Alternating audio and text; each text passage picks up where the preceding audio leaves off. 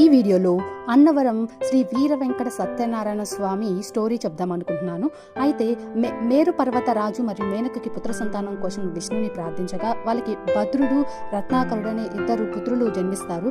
అయితే భద్రుడు విష్ణువు మీద భక్తితోటి ఘోర తపస్సు చేయగా విష్ణువు ప్రత్యక్షమై ఏం కోరిక కావాలని అడగగా, ఎప్పుడు స్వామి నేను మీతోనే ఉండాలి అని కోరిక కోరతారు. అయితే నువ్వు భద్రగిరి కొండలాగా నేను శ్రీరాముల్లాగా ఇద్దరం భద్రాచలంలో కొలువై ఉంటామనేసి చెప్తారు.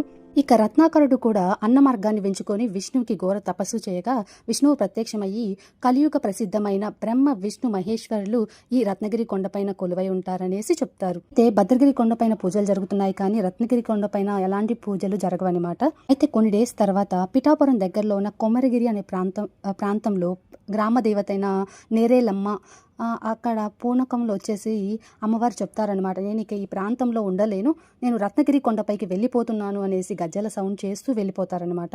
అలా కొన్ని డేస్ తర్వాత గోదావరి దగ్గరలో ఉన్న కోర్సా కిలంపుడి అనే ప్రాంత రాజుకి అండ్ అక్కడ ఉన్న బ్రాహ్మణు ఈరంకి ప్రకాష్ రావుకి ఇద్దరికి నైట్ కలొచ్చిద్దనమాట. కల్లో స్వామివారు ప్రత్యక్షమయ్యి నా విగ్రహాన్ని ప్రతిష్ఠించమని కోరతారు.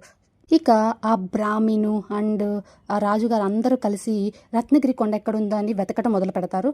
అయితే కొమరగిరి అనే ప్రాంతాన్ని చేరుకోగానే అక్కడ నేరేలమ్మ గురించి తెలుసుకొని, ఓహో నేరేలమ్మని కనిపెడితే మనకు రత్నగిరి స్వామివారి విగ్రహం దొరుకుతుంది అనేసి వాళ్ళు వెతకడం సర్చ్ చేయగా వాళ్ళు ఫైనల్గా పంబా రిజర్వాయర్ దగ్గర ఒక చెట్టు కింద అమ్మవారి విగ్రహం కనిపిస్తుంది.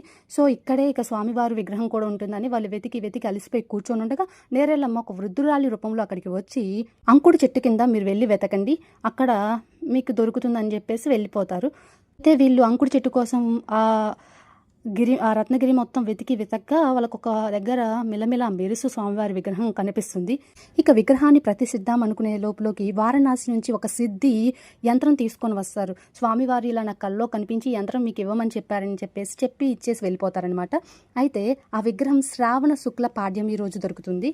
ఆ రోజే ఆ యంత్రం పైన స్వామివారిని ప్రతిష్ఠిస్తారు.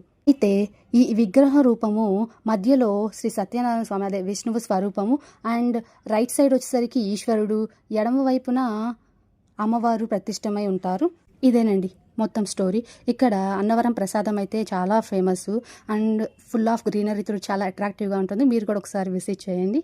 Thank you for watching.